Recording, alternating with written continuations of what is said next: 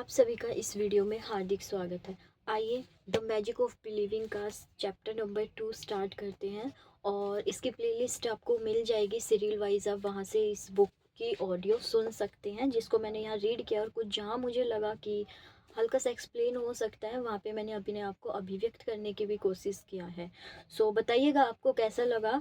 And first chapter है, हमने जो देखा था वहाँ पे लेखक ने अपने जो क्लाउड ब्रिस्टल है उन्होंने अपने अनुभव शेयर किए थे कि उन्हें कैसे इस इस अवचेतन मन की शक्ति पर कि जो हम मन में बिलीव रखते हैं, सोचते हैं, वो वैसी हम रियलिटी बनाने लगते हैं।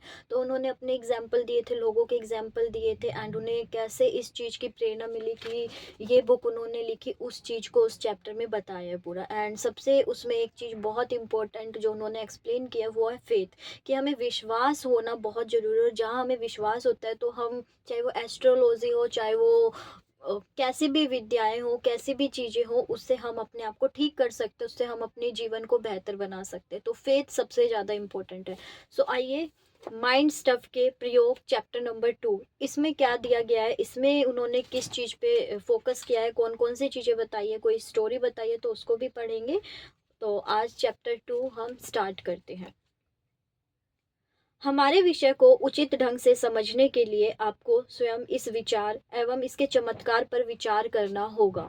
कोई नहीं जानता कि वास्तव में विचार मानसिक क्रिया के अलावा और क्या है, लेकिन विद्युत जैसे अनजान तत्व की भांति हम इसे भी हर ओर अभिव्यक्त होता देखते हैं। हम इसे बच्चों, बड़ों, पशुओं तथा प्रत्येक जीवित वस्तु में विभिन्न स्तर पर देख सकते हैं। हम विचार के बारे में जितना अधिक पढ़ेंगे व समझेंगे, उतना ही अधिक हमें एहसास होगा कि यह कितना उत्कृष्ट बल है तथा इसकी शक्तियाँ कितनी असीम है। तो उन्होंने थॉट को एक्सप्लेन करना स्टार्ट कर दिया। थॉट के बारे में ही बात कर रहे हैं कि हम जो सोचते हैं, मन में रखते हैं विचार, वो कितने ज़्यादा असीम होते हैं, कितने ज़्यादा बलशाली होते हैं, और इसके हर किसी में होते हैं, बच्चों, बड़ों, पशुओं, प्रत्येक जीवित वस्तु में होते हैं, जीवित वस्तु में होते हैं। इसे पढ़ते समय अपने चारों ओर नजर डालिए। यदि आप एक सुसज्जित कक्ष में हैं तो आपकी आंखें बता देगी कि आप बहुत सी निर्जीव वस्तुओं को देख रहे हैं। यस, मैं कार में हूँ तो आराम से देख पा रही हूँ कि सारी नॉन लिविंग थिंग्स है यहाँ पर। जहाँ तक दृष्टि अनुभूति की बात है, यह बिल्कुल सच है कि वास्तव में आप उन विचारों या अवधारणाओं को देख रहे हैं जिनका प्रकटीकरण किसी रचनात्मक मनुष्य के कार्य द्वारा हुआ है। यस, ये भी मैंने कहीं ना कहीं सीखा कि ये सारी नॉन लिविंग थिंग्स है, ये मेरे को विचार दिया गया है कि ये कार है, तो ये मैंने किसी ना किसी से सीखा ही है, देखा ही है। एक विचार ही है था जिसने फर्नीचर का निर्माण किया, खिड़कियों के शीशों को सजाया, पर्दों व आवरणों को आकार दिया। मोटर गाड़ी, गगनचुंबी इमारतें, बादलों को चीरने वाली शानदार विमान, सिलाई मशीन, छोटी सी सुई, और ऐसी 1001 चीजें हैं। जी हाँ, लाखों वस्तुएं हैं। मूलतः ये कहाँ से आई है? सिर्फ एक स्रोत से, उस अद्भुत बल विचार से। यस, सबकी उत्पत्ति हो रही है, हुई है, किससे हुई है? विचार से हुई है, अपने मन की शक्ति, अपने सोचने की शक्ति से हुई है। आगे विश्लेषण करने पर हमें एहसास होता है कि इन उपलब्धियों बल्कि अधिकार में आने वाली सभी 1001 वस्तुएं इसी रचनात्मक सोच का परिणाम है। राल्फ वाल्डो एमर्सन ने घोषणा की थी कि हर क्रिया का जन्म विचार से होता है, हर क्रिया का जन्म विचार से होता है। इसे समझने पर आप यह भी देख सकते हैं कि हमारा संसार विचारों द्वारा शासित है और बाहर मौजूद हर चीज का प्रतिरूप मूलतः मन ही होता है। यह बिल्कुल वैसा ही है जैसा बुद्ध ने कई शताब्दियों पहले कहा था, हम जो भी कुछ भी है वह हमारी सोच का परिणाम है। हम जो कुछ भी है हमारी सोच का परिणाम है। यस, हम जो कुछ भी है हमारी सोच का परिणाम है। आपका वर्तमान जीवन आपके विचारों जैसे आपकी विचार प्रक्रिया का परिणाम है। आपके मांस, हड्डियां, मांसपेशियों को 70% पानी और थोड़ी मात्रा के कुछ रसायनों तक घटाया जा सकता है, लेकिन यह आपका मन और आपके विचार हैं, उन्होंने ही आपको वह बनाया है जो आज आप हैं। सफलता का रहस्य कहीं बाहर नहीं बल्कि मनुष्य के विचारों में विद्यमान है। लाक्षणिक तौर पर विचार ही छोटों को बड़ा और अक्सर बड़ों को छोटा बना देते हैं। इतिहास ऐसे किस्सों से भरा पड़ा है कि किस तरह विचारों ने कमज़ोर लोगों को मजबूत और मजबूत लोगों को कमज़ोर बनाया है, और आप इसके कार्यों के प्रमाणों को अपने आसपास नृत्य देख सकते हैं।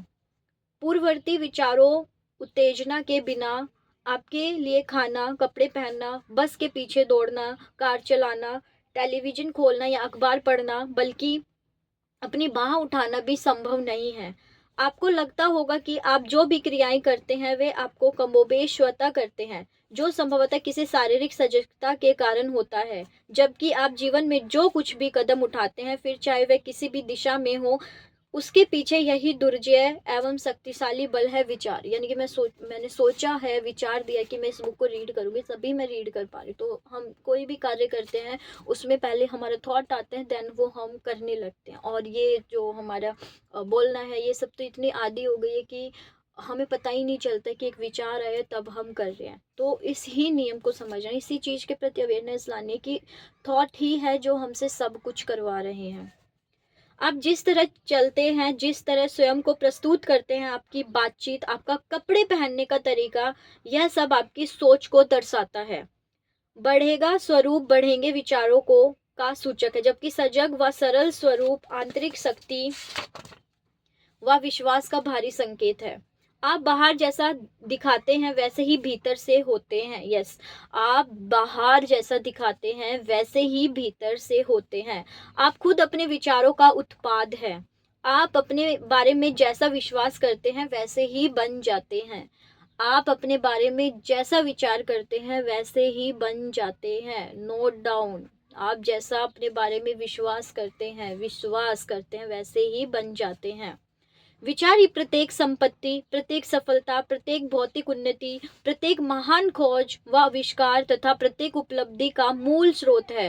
यस, इसके बिना ना कोई दवा होगी, ना अच्छे संग्रहालय, ना शानदार नाटक व उपन्यास, ना आधुनिक सुख सुविधाएं, बल्कि अधिकांश आदिम युगों में तो जीवन की प्रगति भी नहीं हो पाती। जो आज इतना हमें सब चीज़ें कर किए मिली हुई है, तरक्की मिली हुई है, ये भी नहीं होते अगर विचार नहीं होते। तो आपके वे विचार जो सबसे प्रबल हो, आपके चरित्र, आपके करियर और निश्चित ही आपके दैनिक जीवन को निर्धारित करते हैं। इस तरह व्यक्ति के विचार ही उसे बनाते व बिगाड़ते हैं। उक्ति को सरलता से समझाया जा सकता है, और जब आप समझ जाते हैं कि विचारों की शक्ति से उत्पन्न बल के बिना अच्छे या बुरे में किसी भी तरह की क्रिया या प्रतिक्रिया नहीं होती, तब बाइबल का कथन, व्यक्ति जो कुछ भी बोता है वह वही काटता है, व्यक्ति जो कुछ भी बोता है वह वही काटता है, और शेक्सपियर के शब्द, अच्छा या बुरा कुछ नहीं होता, विचार इसे बनाते हैं। अच्छा या बुरा कुछ नहीं होता, विचार इसे बनाते हैं, अधिक बोधगम्य हो जाता है। यानी कि कुछ मेरे लिए सही है तो वो दूसरे व्यक्ति के लिए गलत है, यानी कि सही गलत कुछ ही नहीं है। एट द एंड जो विचारों में चल रहा है वही चीज़ हो रही है।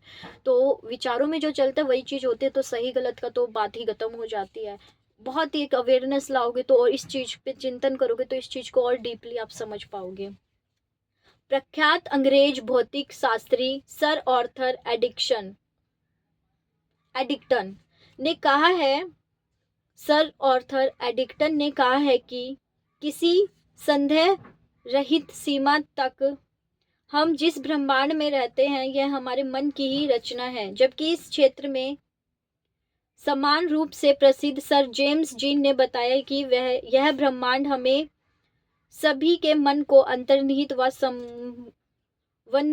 समन्वित करने वाले किसी महान सार्वभौमिक मन की रचना का परिमाण मात्र है। तो यहाँ पे दो लोग हैं, उनके अलग अलग है कि ब्रह्मांड में रहते हैं हमारे मन की ही रचना से है। तो वहीं उन्होंने थोड़ा दूसरे शब्दों में कहा कि मन को अंतर्निहित सार्वभौमिक चीज की रचना का ही परिणाम है, जिससे हम ऐसा सोच रहे हैं, बोल रहे हैं। तो दो लोग हैं, कुछ सही गलत नहीं है, उनके विचार ही हैं जो उन्होंने समझा, जो उनकी जर्नी रही है या जो वो उस मदर अर्थ पे करने आए हैं वो वैसे ही बोल रहे हैं। हाल ही में विज्ञान ने उप परमाणविक कणों व पूर्वी अध्यात्म विज्ञान के विभिन्न सिद्धांतों के बीच की समानता को उद्घाटित किया।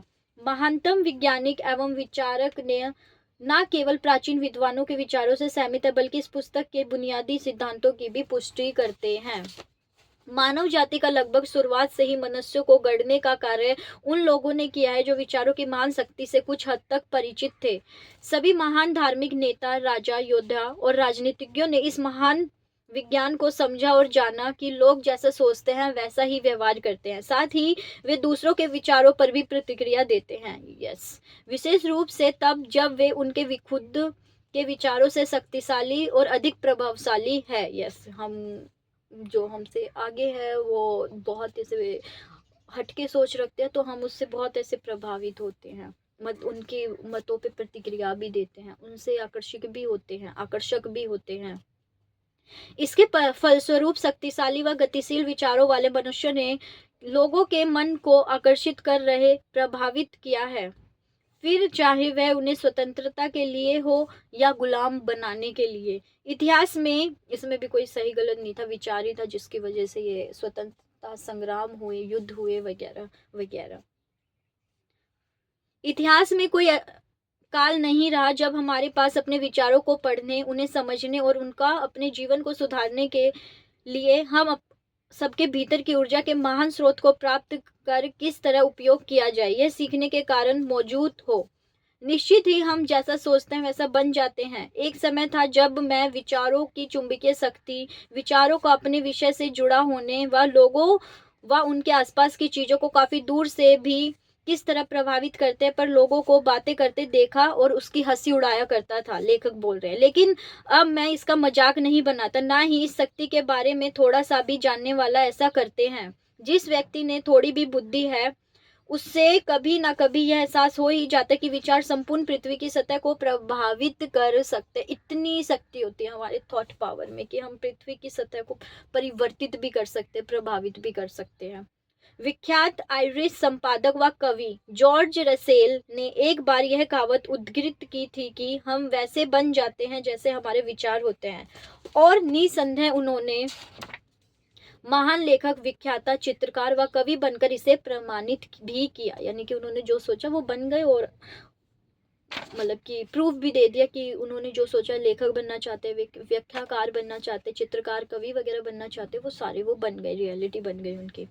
फिर भी यह बात ध्यान रखनी चाहिए कि हमें आने वाले बहुत से विचार हमारे अपने नहीं होते। यानी बहुत सारे हम आसपास से देख के ऑब्जर्व कर लेते हैं, अपने आप ही कोई जा रहे तो विचार आने लगते हैं। तो ये नहीं है कि हर एक विचार ही हमारा रियलिटी बनेगा। सबसे पहले हम जो चाहते हैं, चिंतन करते हैं, जो सबकॉन्शियस माइंड में पहुंचेगा वो रियलिटी बनेगा। तो यहाँ पे अवेयरनेस लाना बहुत ज़रूरी है कि आपके मन में आसपास क्या चल रहा है, जिस इस बुद्धि में कम से कम उनके मूल में हम नहीं होते। हम दूसरों के विचारों द्वारा गढ़े जाते हैं। हम चर्चाओं में भी सुनते हैं, अखबारों, पत्रिकाओं, पुस्तकों में जो पढ़ते हैं तथा टीवी पर, फिल्मों या रेडियो पर जो भी सुनते हैं, फिर चाहे वे पीछे खड़े लोगों की संयोगवश की गई टिप्पणियां ही क्यों ना हो, और ये विचार हम पर निरंतर बरसते रहते हैं। इनमें से कुछ जो हमारे अपने आंतरिक विचारों के अनुकूल होते हैं और हमारे जीवन में महान दृष्टिकोण का मार्ग खोलने में मददगार होता है, लेकिन अक्सर ऐसे विचार परेशान व हमारी आत्मविश्वास को कमजोर करने वाले और हमारे महान उद्देश्यों से दूर कर देते हैं। यस, हमें विचार जो दूसरों के सुनते हैं वो हमें कुछ के हेल्प करते, कुछ के नहीं करते हैं। किसी में किसी किसी के विचारों को सुन के ओवर थिंकिंग, क्रिटिसिज्म भी आ जाता है, या सबका अपना अपना बिहेवियर होता है कि वो कैसी प्रतिक्रिया कर रहे हैं। ये बाहरी विचार हैं जो उपद्रवी होते हैं। आगे चलकर मैं आपको यह बताऊंगा कि इनसे कैसे मुक्त रह सकते हैं। यानी कि अब आपका क्वेश्चन होगा कि यार आते हैं, अखबारों में सुनते हैं, इतने सारे लोग हैं, अब इसको तो हम काट नहीं सकते हैं ना, लोग तो बोलेंगे तो कान बंद थोड़ी कर सकते हैं। तो कैसे हम इनसे मुक्त हो सकते हैं अगर वो हमारे लिए डिस्टर्बिंग है, हमारे उद्देश्य से भटका रहे हैं लोगों की बातें या लोगों का विचार, तो हम कैसे इनसे फ्री हो सकते हैं, कैसे इनसे मुक्ति पा सकते हैं, वो भी हम आगे डिस्कशन करेंगे जैसे जैसे ये चैप्टर कंप्लीट करेंगे। सो प्लीज़ लाइक कीजिए, शेयर कीजिए एंड कमेंट कीजिए जैसे भी आपको समझ में आ रहा है। आपको आप कौन कौन सी चीज़ों को पकड़ रहे हैं और कौन कौन सी चीज़ें समझ पा रहे हैं, शेयर कीजिए, उसको अपनी अभिव्यक्ति में बताइए कमेंट बॉक्स में। ऐसे बहुत कम लोग हैं जो कारण व प्रभाव के नियम पर विचार करते हैं, तो आप उन कम लोगों में से नहीं है। इसको विचार कीजिए, अवेयरनेस लाइए इस चीज के प्रति, क्योंकि यह मन की कार्यशीलता पर लागू होता है। साथ ही वे सब कुछ भीतर है। कोई भी सिर्फ रहित नहीं है, यह मन की ही शक्ति का स्रोत है, जैसे सुक्तियों को भी कम ही समझ पाते हैं। इसकी एक शानदार व्याख्या 10 दिसंबर 1932 को कॉमर्शियल एंड फाइनेंशियल क्रॉनिकल में एल डोराडो शीर्षक से प्रकाशित हुई लेख में दी गई है। तो ये लेख को मैं रीड करने जा रही हूँ। एल डोराडो वह राष्ट्र जो स्वर्ण व आभूषणों के मामले में सभी पूर्ववर्तियों से आगे, कहीं आगे है, हर व्यक्ति तक पहुंच चुका है। आपकी समृद्धि आपके कदमों तले है, आपका सौभाग्य आपके हाथ में है, यह सब कुछ है, किसी चीज की कमी नहीं है। इसके बावजूद अक्सर ऐसा लगता है कि जो व्यक्ति व लोग इत्तेफाक या लालच या प्रभाव या अतिशय आत्मविश्वास के चलते इन उपहारों की अवहेलना कर किसी अच्छे दिन दूर देशों में समृद्धि को तलाशने चले जाते मनुष्य को अकेले व सामूहिक रूप से संपूर्ण प्राचुर्य के साथ जीने का अधिकार है। यह लगभग प्रमाणित तथ्य है। धर्म व दर्शन इस पर जोर देते हैं, इतिहास और विज्ञान इसे प्रमाणित करते हैं। जो जीवित है उन्हें इसे भरपूर जीना चाहिए। यही नियम है। आप जो चाहते हैं उसकी कीमत चुकाएं और प्राप्त करें। आपूर्ति की कोई सीमा नहीं है, लेकिन चीज जितनी मूल्यवान होगी उसकी कीमत भी उतनी ही अधिक होगी। हम जो कुछ भी प्राप्त करते हैं उसके लिए हमें अपने उत्साह के स्वर्ण का सौदा करना पड़ता है। यार मतलब कि थोड़ा सा तो आपको अवेयरनेस में अपना कर्मा वगैरह, तो मेरे अकॉर्डिंग यही समझाया गया है कि आपको वो समय तो देना चाहिए ना। अगर आपको कुछ चाहिए तो वो समय देना पड़ेगा कि वो चीज़ रियलिटी बने। ये तो नहीं है सोचा कि मेरे आगे हाथी आ जाए और हाथी आ जाएगा, नहीं ना, मुझे थोड़ा समय देना पड़ेगा। अगर मुझे हाथी देखना है तो ठीक है, मैं देख लूँगी, ये विश्वास करना पड़ेगा। एंड मैं चाहती हूँ मैं हाथी देखना, ठीक है। किसी न किसी दिन ऐसा होगा कि मेरा जू जाने का प्लान बन जाएगा, चिड़ियाघर जाऊँगी और वहाँ पे देख लूँगी, या कहीं मैं गाड़ी में बैठ के जा रही होगी और आसपास से हाथी चल जा रहा होगा। बहुत सी ऐसी रैलियाँ निकलती है, वृंदावन वगैरह तो निकलते ही रहते हैं। तो वही चीज़ है, तो थोड़ा सा उसके लिए सब्र रखना पड़ेगा, विश्वास रखना पड़ेगा, और वही मूल्य चुकाना इसी में आ जाते हैं। आइए आगे स्टार्ट करते हैं। सर्वशक्तिमान स्वर्ण को कहाँ तलाशे? तो ये जो शक्ति है इसको कहाँ ढूंढ सकते हैं? अपने आप को खोज लेने पर ही व्यक्ति उत्साह के स्वर्ण को सुरक्षित रख सकता है। यानी एट द एंड आपको अपने आप को ही अंडरस्टैंड करना है, खुद को ही समझना है। अपने को खोज लेने पर वह मुक्ति और हर प्रकार की संपदा, उपलब्धि, समृद्धि को खोज लेता है। बड़ी बात लगती है ना? बहुत ऐसे लग रहा होगा यार, अपने आप को अंडरस्टैंड करने से कैसे समझ सकते हैं, बट यस, आप अपने साथ बैठना स्टार्ट करो, अपने साथ ध्यान करना स्टार्ट करो, अपने आप से जितना जुड़ो, अपने अंदर देखो कि क्या चल रहा है उस मस्तिष्क में, आपके अंदर, आपकी अवेयरनेस में क्या क्या चीज़ें हैं। तो आप हर चीज़ समझ जाओगे, बिना सुने भी, बिना बुक रीडिंग किए भी आपके सामने चीज़ें आने लगेगी। आप अपने आंतरिक ज्ञान, यहाँ के अंदर जो सब कुछ मौजूद है पहले से, उससे जुड़ने लगोगे। और ये सारी चीज़ें जो हम पढ़ रहे हैं लोगों, एक लेखक की, उन्होंने भी अपने आंतरिक में चिंतन करके ये बुक, इतनी बड़ी बुक लिख दी है। तो हमारे अंदर अथाह शक्ति, इसको पहचानना है कि आप बहुत शक्तिशाली हो, मैं बहुत शक्तिशाली हूँ, सब बहुत शक्तिशाली है। बस सब वहाँ भटक रहे हैं जहाँ लोग अपने आप से नहीं जुड़ पा रहे हैं।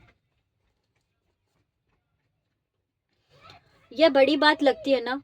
नहीं, सभी इतिहासों में अमेरिकी इतिहास व जीवनीय इसका सबसे प्रत्यक्ष प्रमाण है। अगर हम आंखें खोलकर देखेंगे तो वर्तमान घटनाओं में से ऐसे ठोस प्रमाण दिखाई देते हैं उन लोगों के सिवाय और कोई कुछ भी सारभूत, स्थायी, शक्तिशाली व मर्म भेदी हासिल नहीं कर सकता और ना ही कर पाएगा, जिसने अपने में उत्साह का स्वर नहीं खोज लिया हो, जो प्रभुत्व, शक्ति व प्राप्ति को नियंत्रित करता हो। अपने आप को पहचान लेने वाला मनुष्य शीघ्र ही जान जाते कि सभी भौतिक चीजों व विचार का आध्यात्मिक प्रतिरूप का या आधार होता है। यानी कि भौतिक जो भी आप अपने आसपास देख रहे हो उसका हमारा संबंध सीधा माइंड से होता है। वे धन में, प्रतिष्ठा में इसी को देखते हैं। मांग या आपूर्ति का नियम जागृत व्यक्ति के लिए केवल एक आर्थिक सिद्धांत नहीं है, बल्कि आध्यात्मिक नियम का भौतिक प्रत्यक्षीकरण है। यानी जितना वो अपने आप से जुड़ेगा उतना ही वो चीज़ों को और ज़्यादा डीपली समझता जाएगा। ऐसा स्वतंत्रता प्रार्थी मनुष्य गुरुत्वाकर्षण, रासायनिक आकर्षण व सूक्ष्म व विराट जगत में इसी सिद्धांत को कार्य में करते देखता है। थोड़ा सा एक लेख ही आया है, अमेरिका लंबे समय से एल डोरडोस में महानतम रहा है। उस अवस्था तक जब स्वयं को पाने वाले अधिक से अधिक मनुष्यों ने अपनी अप्रत्याशित लाभ व जादुई विचारों को बड़े पैमाने पर खुद के और मनुष्य जाति के समृद्धिकरण के लिए उपयोग किया। इसमें कोई शोषण नहीं है, केवल उपहारों की बौछार है जो मुक्त उत्साह द्वारा सहज ही लाया गया और सभी के बीच सौदेबाजी के मौलिक नियम, स्थायी स्वामी और प्रथम उत्पादक के अनुसार उदारता पूर्वक बिखरा है। आत्म पहचान रखने वाले सक्रिय व्यक्ति अपनी धन दौलत प्रतिष्ठा और पूंजीगत माल का उपयोग कर सकता है। सन 1849 में साहसी अमेरिकी युवाओं मैके ओ ब्रायन हर्स्ट फेयर ने कैलिफोर्निया में धनवान बनने के पूर्व अपने भीतर का स्वर्ण खोज लिया था। यानी वो धनवान तभी बने जब वो अपने अंदर की शक्ति समझ पाए, एंड ये चीज को समझते ही धनवान वगैरह होना और बहुत आसान हो जाता है। उन्हें ऐसा करना ही था। उन्होंने एक दूसरे से कहा, यदि यहाँ पर स्वर्ण है तो हमारा हिस्सा मिल जाएगा। जेम्स जे हिल जैसे मुक्त व्यक्ति की आध्यात्मिक संपत्ति कितनी उत्कृष्ट होगी, जिन्होंने ऐसे सुंदर से सुंदर स्थान पर ग्रेट नॉर्दर्न रेल रोड का निर्माण किया, जहाँ के निर्जन प्रदेश में कोई नहीं रहता था। यानी कि लेखक अपने आसपास के लोगों के ही, जिनके मस्तिष्क में एग्जाम्पल है, वही दे रहे हैं कि उन्होंने क्या क्या किया इस शक्ति को समझकर, अपने आप को समझकर, विचारों की अथाह शक्ति को समझकर। उनके इस पागलपन ने साम्राज्य स्थापित किया। उन्होंने आध्यात्मिक शक्ति के द्वारा जंगलों व मैदानों को हजारों एल डोराडो में बदल दिया और इसी बल के द्वारा उन्होंने एम्स्टर्डम और लंदन के बाजारों के लिए आवश्यक स्वर्ण व धन को वशीभूत किया तथा लाखों अमेरिकियों को ठंडे उत्तर पश्चिम में अपने महान उपहारों को खोजने में सक्षम बनाया। अब एक अलग लेख आ रहा है। थॉमस एल्वा एडिसन ने अपनी मृत्यु से पूर्व कहा था, विचार अंतरिक्ष से आते हैं। इस पर विश्वास करना अद्भुत व असंभव प्रतीत होता है, लेकिन यह सच है कि विचार बाहर अंतरिक्ष से आते हैं। निश्चित ही एडिशन को यह पता होगा, क्योंकि बहुत कम लोग अधिक विचारों को प्राप्त या प्रदान कर पाते हैं। प्रत्येक व्यक्ति को उसके भीतर एल डोराडो खोजने दीजिए। शक्ति भरपूर है, स्रोत अक्षय है। जैसा गिरजाघर के कैनोनिकल पादरी कहते हैं कि व्यक्ति को वही मिलता है जिसके वह योग्य बनता है, यानी कि वही एबिलिटी को समझता है। अपने आप को वर्थी समझेगा तो वो चीज़ उसको मिल जाएगी, अपने आप में विचार लाएगा तो वो चीज़ मिल जाएगा। अपने आप में विचार यही ला रहे हैं कि मेरे को वो चीज़ नहीं मिलेगी तो नहीं मिलेगी, तो योग्य समझना पड़ेगा। या कभी यहाँ कमी शक्ति की नहीं, इच्छा की है, डिजायर मैटर करती है। जब व्यक्ति अपने आप को पा जाता है तो उसकी स्वतः ही एल डोराडो की ओर सुनिश्चित हो जाती है। यानी वही जो इन लोगों ने किया, तो ये लोग अगर कर सकते हैं तो कोई व्यक्ति भी ऐसा कर सकता है। एक और लोग है, एक पूर्ण व शक्तिशाली कल्पना द्वारा किसी भी वस्तु को ठोस आकार दिया जा सकता है। एक पूर्ण व शक्तिशाली कल्पना यानी विजुअलाइजेशन, सोचकर किसी भी ठोस वस्तु को आकार दिया जा सकता है, यानी रियलिटी में लाया जा सकता है। महान चिकित्सक पैरासेल्सस ने कहा, मैं इसके लिए माफ़ी चाहूँगी क्योंकि इसमें थोड़े से फॉरेनर नाम है, तो हिंदी में लिखा हुआ है। अचानक से मतलब कि रीड भी कर लो तो प्रोनाउंस करना उस चीज़ को थोड़ा सा डिफ़िकल्ट हो जाता है, तो इसके लिए माफ़ कीजिएगा। और थोड़ा सा नाम आए तो आप समझ जाइए कि ये फॉरेनर नाम है और उसी के विचारों को ये पढ़ रही है, या उसी ने जो किया उसकी उपलब्धियाँ या जो भी चीज़ है उसका एग्जाम्पल दिया गया है। मानवीय उत्साह इतनी महान वस्तु है कि कोई भी व्यक्ति से व्यक्त नहीं कर सकता। मानवीय उत्साह इतनी महान शक्ति कि कोई भी व्यक्ति से व्यक्त नहीं कर सकता, एक चिकित्सक ने कहा था। यदि हम मनुष्य के मन को उचित ढंग से समझ पाएं तो इस धरती पर कुछ भी करना असंभव नहीं है। निष्ठा से कल्पनाओं को मजबूत वह पूरा किया जा सकता है। वही इच्छा होगी, डिज़ायर होगी तो हम कुछ भी चीज़ विज़ुअलाइज़ करके, इमेजिन करके, सोच कर पूरा कर सकते हैं, जिससे वे सचमुच साकार हो जाती है। अन्यथा प्रत्येक संदेह आपकी पूर्णता को बिगाड़ता है। निष्ठा से कल्पना को मजबूत करना होगा, क्योंकि निष्ठा ही इच्छा स्थापित करती है। तो डिज़ायर होना इम्पोर्टेंट है और उस पे विश्वास करना और भी ज़्यादा इम्पोर्टेंट है। निष्ठा व्यक्तिगत व निजी वस्तु है। मुक्ति, चाहे आप इसे किसी भी रूप में ले, निजी होती है। स्वयं की खोज से निष्ठा आती है, स्वयं की खोज से निष्ठा बढ़ती है। यह आत्म खोज व्यक्ति की अनंत के साथ पहचान को स्पष्ट रूप से स्थापित कर देती है। मजबूत व शक्तिशाली पुरुषों ने अमेरिका के इस एल डोराडो का निर्माण किया है, यानी जो उन्होंने एल डोराडो ने पूरा वो इतनी बड़ी इमारत, एक सड़क वगैरह का बताया गया था, वो निर्मित किया। तो कोई भी कुछ भी कर सकता है, एल डोराडो बन सकता है। मनुष्य अपने को जानो, अपने अंतर्मन को पहचानो। यस, यही ईश्वर का सनातन आदेश है। स्वयं को जानने वाले सदा एल डोराडो में निवास करते हैं। वे फाउंटेन ऑफ यूथ से जल पीते हैं और सदा सर्वदा उन चीज़ों को आनंद लेते हैं जिनकी वे इच्छा करते हैं। यानी कि विचारों को समझने वाला, अपने आप को समझने वाला बहुत ही एक अच्छा जीवन जीता है।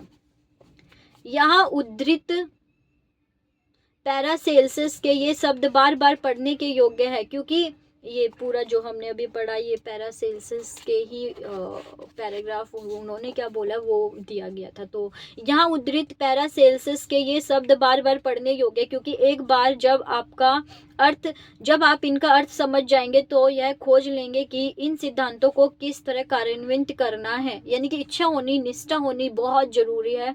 इच्छा होगी, निष्ठा होगी और उस पर विश्वास किया जाएगा तो वे उस चीज को कायम कर सकते, उस चीज को रियलिटी बना सकते। इन्होंने यही कहा है यहाँ पे।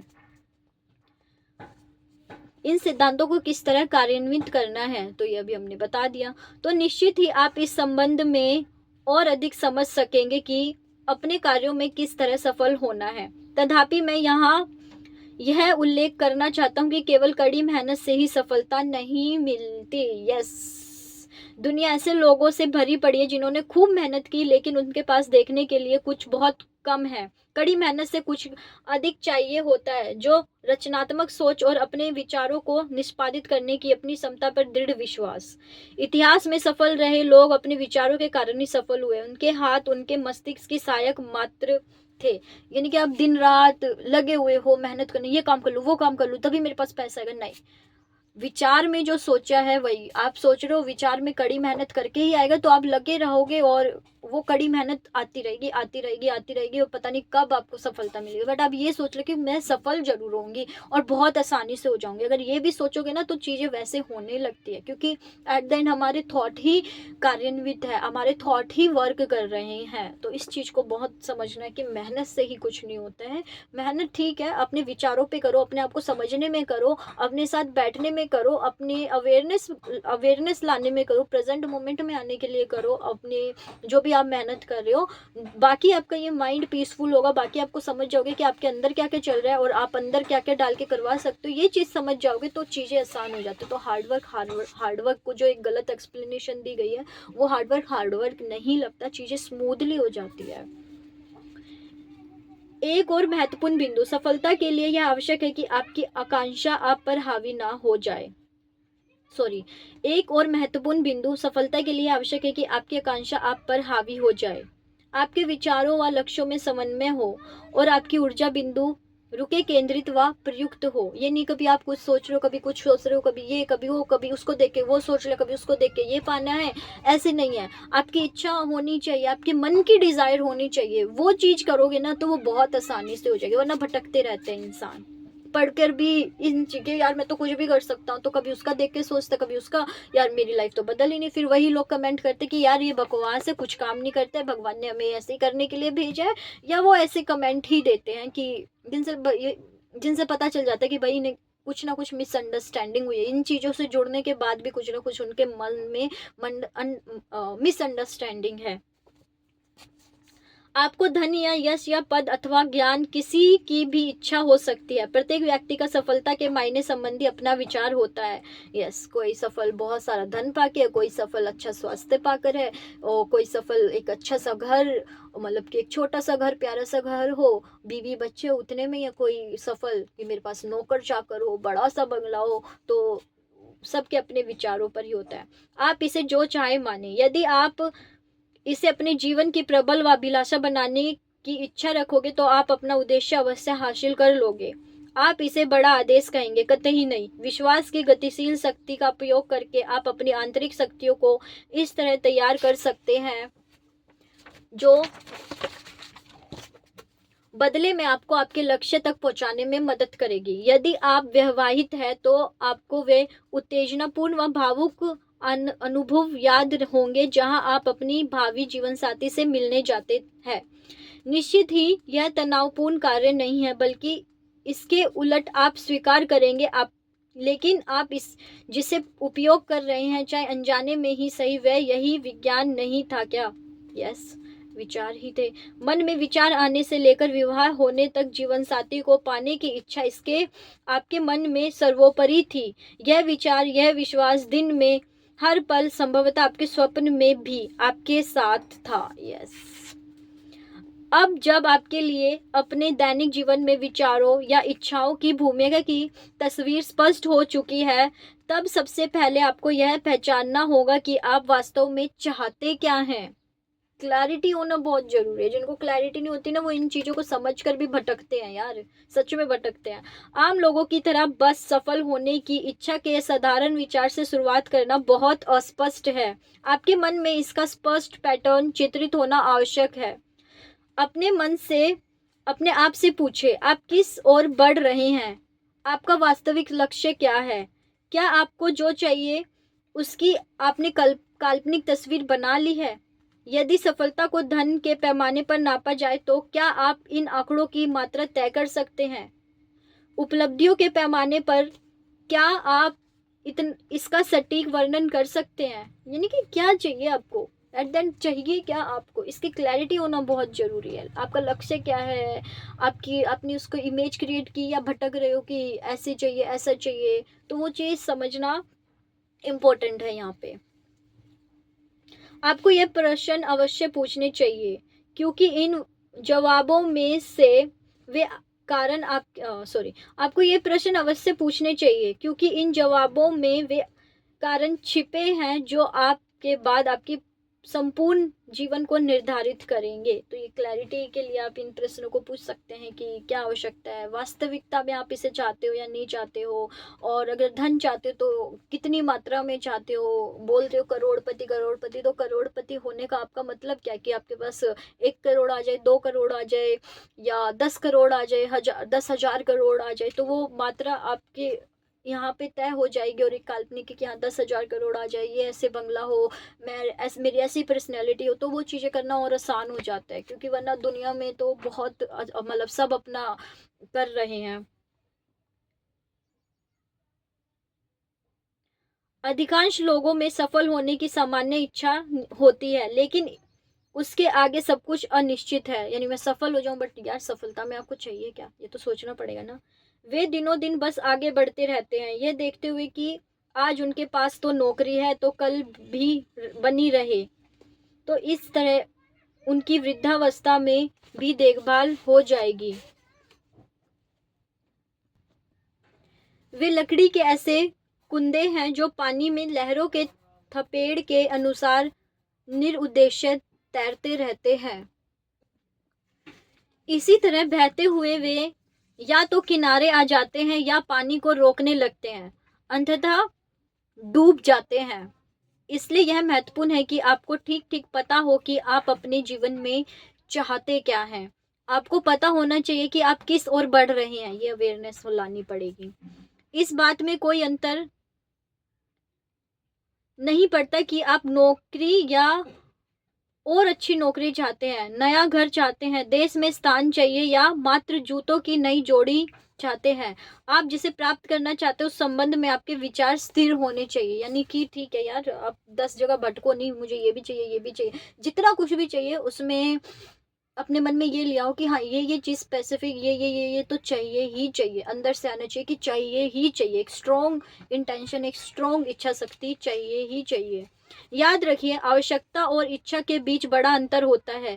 काम पर जाने के लिए नई कार की आवश्यकता होगी, जबकि अपने परिवार के आनंद के लिए इसे लेना आपकी इच्छा होगी। यही व्यापार के लिए आपको इसे खरीदना आवश्यकता के कारण हो सकते हैं। आप इसे अपने परिवार के लिए जितना हो सके उतनी जल्दी लेंगे। यह कार लेने के लिए आपको ब्रोशर पढ़ेंगे और बहुत से डीलर से मिलेंगे, क्योंकि यह ऐसा मॉडल होगा जो आपके पास पहले कभी नहीं था। कुछ ऐसा जिससे आपकी जिम्मेदारियां बढ़ेगी और जिसके लिए आपको अपने भीतर निर्णय लेने की नई शक्ति और बाहर नए संसाधनों को खोजना होगा। किसी नई या अलग चीज की इच्छा करना जिससे आपकी जिंदगी बदल सकती है, आपको अधिक प्रयास पर बल देगा। और यह सिर्फ विश्वास की शक्ति ही है जो इस आंतरिक बल को ऐसी गतिशीलता दे सकती है जिसके द्वारा आप अपने जीवन भर वह जोड़ सकते हैं जिसे आंतरिक मूल्य कहता हूँ जिसे मैं आंतरिक मूल्य कहता हूँ। अंततः, यदि आप कुछ भी हासिल करने की आशा करते हैं या आपके पास अभी जो है उससे अधिक प्राप्त करना चाहते हैं, इसकी शुरुआत इच्छा से होती है। यह हम सभी के भीतर का मुख्य प्रेरक बल है और सर्वग्राही इच्छा के बिना कुछ भी हासिल या प्राप्त नहीं किया जा सकता। फिर भी जैसा कि आप देख सकते हैं, इसमें मात्र इच्छा से अधिक और कुछ भी है। देखते हैं वो और कुछ भी क्या है। मुझे पता है कि तत्व मीमांसा को दावा है कि विचार केवल वस्तु है। साधारण संदर्भों में यह सच हो सकता है, लेकिन जहाँ तक व्यक्तिगत प्रभाव की बात है, हमारे लिए यह तब तक वास्तविक नहीं होती जब तक हम अपनी सोच या अपनी कल्पनाओं की कार्यशीलता द्वारा उन्हें प्राणवान नहीं बनाते। यस, पहली बार पढ़ने पर यह थोड़ा अजीब लग सकता है, लेकिन यदि मैं इसके कुछ उदाहरण दूं तो यह शायद स्पष्ट हो जाए। जैसे बारिश में जाने से पहले बरसाती पहनने को कहा जाता है। हम सब ने यह बात सुनी होगी कि ऐसा ना करने पर आपको सर्दी लग सकती है। इस विचार को मुझ पर जरा भी प्रभाव नहीं हुआ। मैंने बचपन से ही कुछ बरसाती नहीं पहनी। मैंने सैकड़ों बार अपने और पैर जूते और पैर भिगाए रखे हैं, लगभग हजारों घंटों तक, लेकिन मुझे याद नहीं कि इसके फलस्वरूप मुझे कभी सर्दी हुई हो। कई लोगों को हवा के झोंके से डर लगता है, लेकिन मैं अक्सर सोचता हूँ कि यदि उन्हें कुछ कभी हवा लगकर सर्दी होती भी है तो इसका कारण उनके भयपूर्ण विचार होते हैं, ना कि हवा का झोंका। यस, मैं रोजाना लंबे समय तक हवा के झोंकों के बीच बैठा हूँ और रात को मैं कोने वाले कमरे पर सोता हूँ जिनके दोनों ओर खिड़कियां होती है। मैं हर मौसम में उन्हें खोल सकता हूँ। वाओ! जिससे हवाएं बार बार मुझे छूकर गुजरे। इसके बावजूद मुझे कभी सर्दी नहीं हुई, क्योंकि मैंने कभी अपने मन में ऐसा विचार आने ही नहीं दिया। कितना स्ट्रोंगली, कितना सिंपल एग्जाम्पल से कितनी बड़ी बात समझाई है। वाओ! फिर भी मैं बरसाती पहनने के अभ्यस्त किसी व्यक्ति को उनके बिना जाने का सुझाव नहीं देता। ना ही मैं ठंडा हवा के झोंके से भयभीत होने वालों को उनके बीच रहने की सलाह देता हूँ, क्योंकि जीवन भर की आदतें और विश्वास तथा उनके परिणाम रात भर में नहीं बदले जा सकते। तो सेकंड थिंग्स यही इंपॉर्टेंट है कि जो आपके लिमिटिंग बिलीफ बने हुए हैं उनको आप एकदम से चेंज नहीं कर सकते। अगर आपने बचपन से ही यही सुना कि मेहनत करने से ही सब कुछ हासिल होता है, तो आप एकदम से इस चीज़ को कुछ भी ना काम करो और आपको सब कुछ मिल जाए, ऐसे नहीं होगा। आपके यहाँ पे अंदर मेहनत करने से ही होगा। तो वो कन्फ्लिक्ट आएगा कि आप तो कुछ कर ही नहीं रहे हो, आप तो कुछ कर ही नहीं रहे हो, आप तो कुछ कर ही नहीं रहे हो, तो वो चीज़ नहीं आएगी ना। पैसा कमाना बहुत बहुत बहुत मुश्किल होता है, ये अगर आपने सुना हुआ है। तो अगर आपके पास आसानी से पैसा आने की आप सोचो कि मेरे पास तो आसानी से पैसा आ रहा है, आप ये सोच रहे हो, तो डिफिकल्टी होगी उसको रियलिटी बनने में, क्योंकि आपने सुना ही, आपकी विश्वास आदतें ही यही है कि आपने अपने मन में यही सोचा हुआ है इतने सालों तक कि बहुत मुश्किल होता है, तो उस पे ही माइंड बिलीव करेगा। तो एक रात की बात नहीं है, टाइम लगेगा, बट बदल जाती है चीजें। सर्दियों से उत्कृष्ट विचारक दवा दवा करते हैं सर्दियों सदियों से उत्कृष्ट विचारक दावा करते आए हैं कि मनुष्य केवल अपने मन द्वारा घटनाओं को आकार दे सकता है और पदार्थों को नियंत्रित कर सकता है। और आप इस विज्ञान का जितना अधिक अध्ययन करते हैं उतना ही आपको खुद अपने मन की अद्भुत शक्तियों का एहसास होने लगता है। सरलोक होम्स के रचयिता तथा कई वर्षों तक British society for psychic research के सदस्य सर ऑर्थर कानन डायोन ने घोषणा की कि सिर्फ विचारों में ही वह रचनात्मक व विध्वंसात्मक शक्ति होती है, यानी कि creative and destroyer ability power होती है। भरोसा जो पहाड़ को भी हिला सकता है के समान है। उन्होंने कहा कि जहां परिणाम खुद निर्णायक हो तो उन्हें नहीं पता कि मनुष्य के मन में वह कौन सी शक्ति आती है जो ठोस वस्तुओं के अणुओं को उस दिशा में अलग कर देते हैं जिस तरह उन्हें निर्देशित किया जाता है। मैं जानता हूँ कि भौतिकवादी ऐसे बयान की हंसी उड़ाएंगे, लेकिन जरा देखिए कि किस तरह रेडियो तरंगे लकड़ी, ईंट, स्टील, अन्य कथित ठोस वस्तुओं के बीच से गुजर जाती है। यदि विचार तरंगे या जो कुछ भी है तो को उद्धरण उच्चतर संपादनों में संयोजित किया जाए तो फिर भी ठोस वस्तुओं के अणुओं को प्रभावित क्यों नहीं करते। तो ऐसे बहुत से पेशेवर जुआरी है जो दावे के साथ कहते कि कथित सौभाग्यशाली परिणाम पाने में ताश, पासे, रूले आदि जैसा भाग्य आंतरिक खेलों में ठोस मानसिक प्रभावों से अत्यधिक संबंधित है। थोड़ा सा माफी चाहूंगी, गला तो इसलिए मैंने थोड़ा एक रोका भी था बीच में। बस लेट्स स्टार्ट। मैं एक ऐसे व्यक्ति को जानता हूँ जो एक पुराने ढंग के सिगार स्टोर में पंच बोर्ड खेल रहा था और कुछ ही बार में इसने शानदार इनाम जीत लिया। एक बार जब मैंने उससे इस बारे में बात की तो उसने कहा, मैं तब तक पंच बोर्ड की टिकट नहीं जाती सॉरी मैं जब तक पंच बोर्ड के निकट नहीं जाता तब तक मेरा मूड ना हो। और इसका अर्थ हुआ कि मेरे मन में यह भाव होना चाहिए कि मैं जीत जाऊंगा। मैंने ध्यान दिया है कि यदि मेरे मन में थोड़ा सा भी संशय होता है तो मैं जीत नहीं पाता। लेकिन मुझे ऐसा कोई समय याद नहीं जब खेलना शुरू करने के पूर्व जीत का विचार मेरे मन में पूरी तरह दृढ़ ना हो जाए। तो जब भी उन्होंने खेला है, जब उन्होंने पूरा पूरा अपने आप पे बिलीव किया कि यस मैं जीत सकता हूँ, और वो जीते हैं। एंड आगे, ड्यूक विश्वविद्यालय के डॉक्टर जे.बी. रायन और उनके सहयोगियों ने साबित किया कि भौतिक वस्तुओं को प्रभावित करने वाली मन की शक्ति को दिया गया साइकिक कोनिंसिस नाम निष्क्रिय सिद्धांतों से कहीं अधिक है। पासे, जी हाँ, मूर्खतापूर्ण खेलों में उपयोग होने वाला पुराना आम पासा को किसी भी तरह के व्यक्तिगत प्रभाव या चालाकी की संभावना दूर करने के लिए एक यांत्रिक उपकरण द्वारा फेंका गया। इस तरह के प्रयोगों की शुरुआत सन 1934 में हुई और ऐसे बहुत से परीक्षण किए जिनसे पासे की लाखों बार फेंका गया। इससे ऐसे परिणाम मिले कि डॉक्टर रायन ने घोषणा की कि इससे बेहतर कोई स्पष्टीकरण नहीं हो सकता है जहां विषय से पासे को बिना उनसे ज्ञात भौतिक संपर्क स्थापित किए उन्हें प्रभावित किया है। कुछ खास अंकों पर मानसिक ध्यान केंद्रित करते हुए कुछ दूरी पर खड़े रहकर फेंकने वाले यंत्र और पासे से किसी तरह का भौतिक संपर्क बनाए बिना प्रयोगकर्ता बार बार पासे के गिराने को नियंत्रित कर पा रहे थे। तो ये प्रयोग हुआ और ऐसा जो वो सोच रहे थे वैसे ही नंबर आ रहे थे। तो बहुत अच्छा एग्जाम्पल है बिलीव करने के लिए। एक थ्योरी अनेकों नेक प्रयोगों में उन्हीं अंकों का आना इस पारंपरिक गणितीय संभावना को झूठा ठहराता है जिससे एक के बाद पुनः किसी निश्चित अंक संयोजन के आने की संभावना लाखों में एक बार बताई जाती है। तो डॉक्टर यान के इस कार्य को अधिक जानने के लिए अध्याय 7 में दिया गया है। तो वहाँ से भी जब चैप्टर 7 आएगा हमारा तो वहाँ से भी देखेंगे कि उनके प्रयोगों को और कैसे क्या क्या चीज़ें और ज़्यादा उनके प्रयोग दिए होंगे तो समझाएंगे।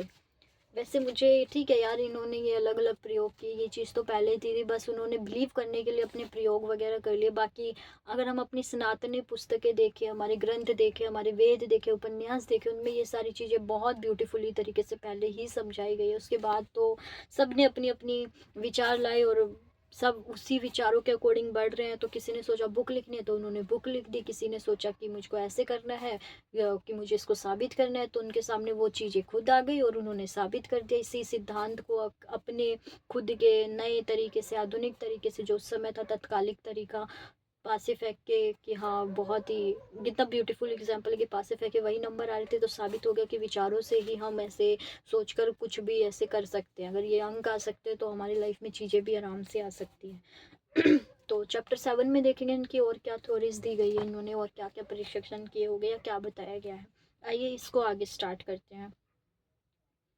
इस पर कुछ मिनट के लिए विचार करें और अपने लिए इसका अर्थ जानने का प्रयास करें। तो यही है जो अभी बोला। इन प्रयोगों से आपको कुछ अंदाजा हो जाए कि विचार अपने जैसी रचना करते हैं। विचार अपने विषय में संबंध होते हैं। विचार उसी वस्तु को आकर्षित करते हैं जिस पर उन्हें निर्देशित किया जाए।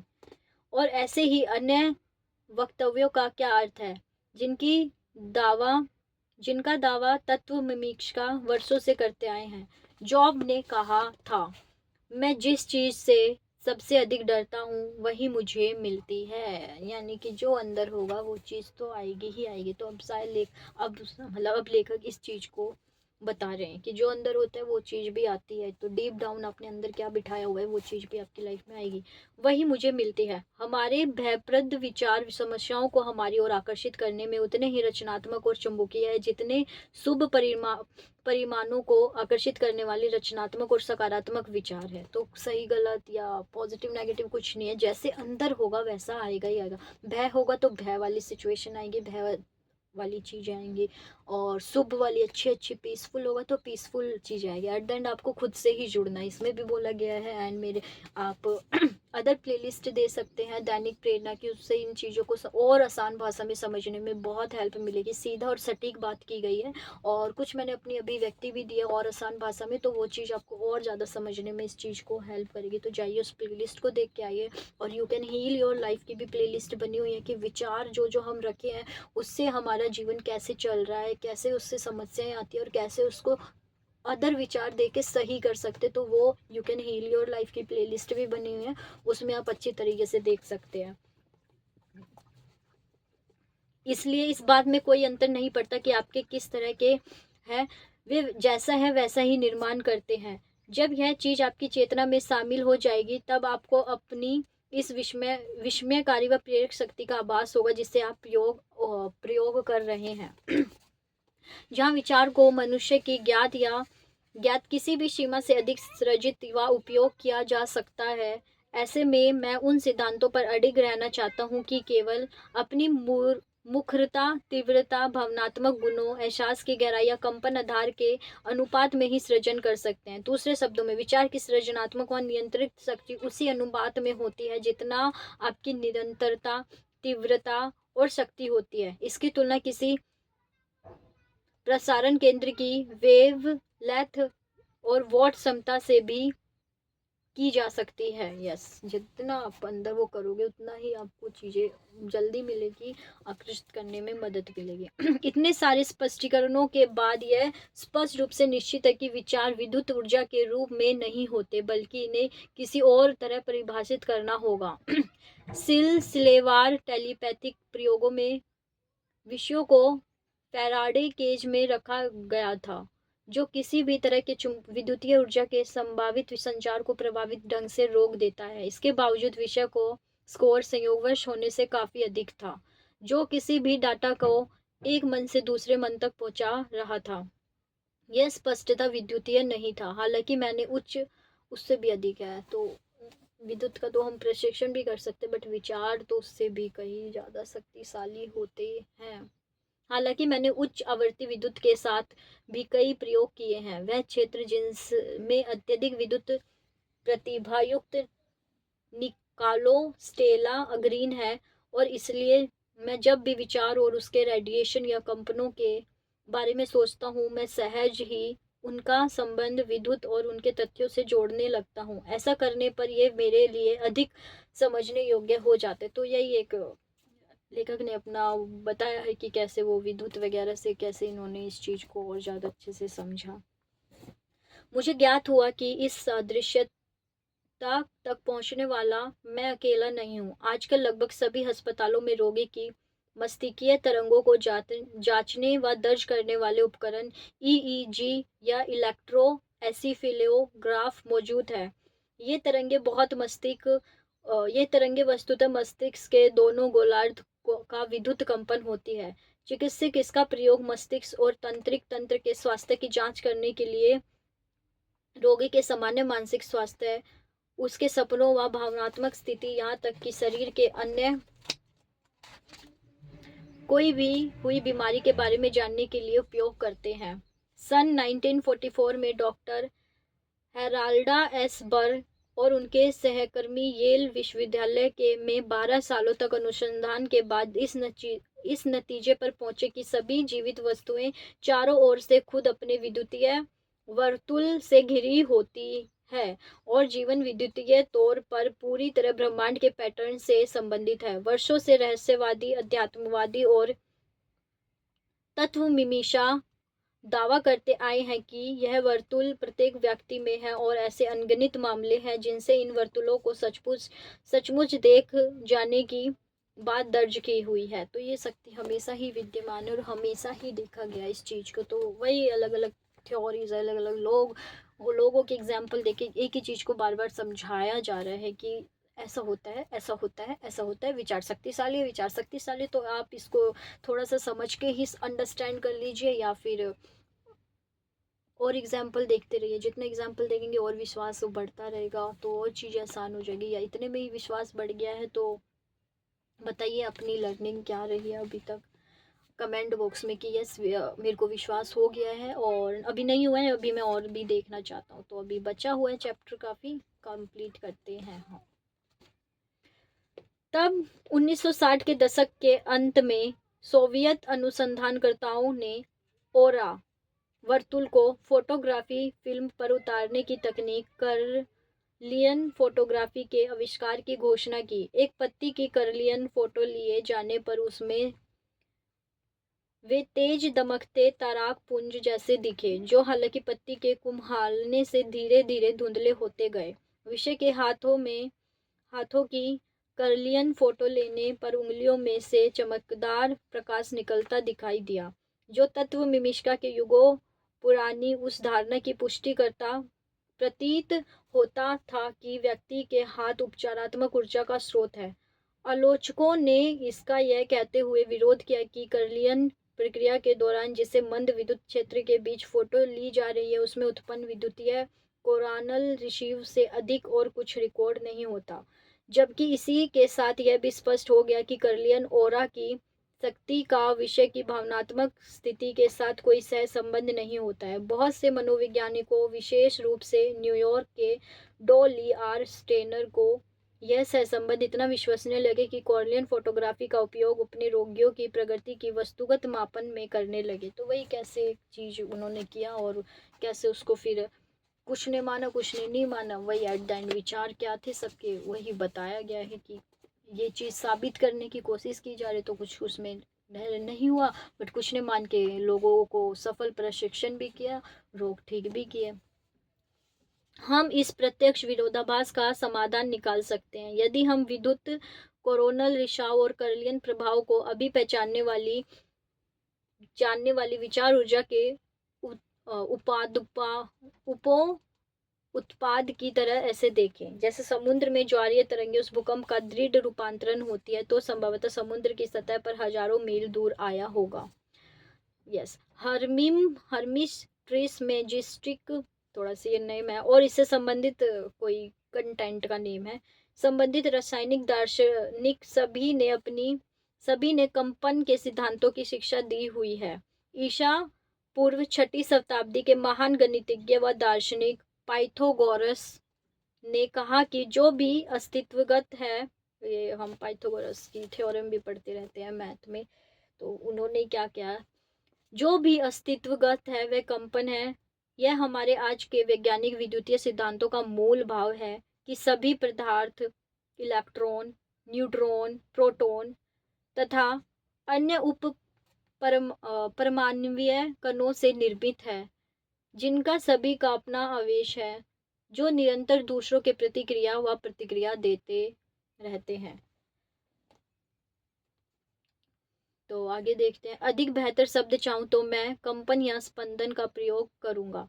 जब इन संगठकों अणुओं के कंपन की गति बढ़ती है तो अक्सर भौतिक वस्तु का रूप बदल जाता है। जैसे बर्फ का टुकड़ा गर्म बर्तन में पिघलने लगता है और जल्द ही भाप बनकर उड़ जाता है। लेकिन पदार्थों या तथाकथित तत्वों जैसे हम उन्हें जानते हैं कि तात्विक अंतर होने का प्रमुख कारण इनकी इलेक्ट्रॉन, न्यूट्रॉन, प्रोटॉन की संख्या में अनिवार्य भिन्नता है। परिणाम परमाणु वैज्ञानिक वास्तव में इन प्रोटॉन्स को जोड़कर तथा घटाकर एक अणु को बदलकर दूसरे अणु में बदल रहे हैं। यह प्राचीन रसायनवादों के उस दावे की पुष्टि करता है कि कमतर तत्वों जैसे लोहा, सीसा को चांदी या स्वर्ण में बदला जा सकता है। रासायनिक इसी शक्ति द्वारा सभी बीमारियों को ठीक करने की क्षमता प्राप्त कर सकते हैं। सो एग्जाम्पल थे, थ्योरीज थी कुछ के खुद के कैसे इस चीज़ को समझ रहे हैं।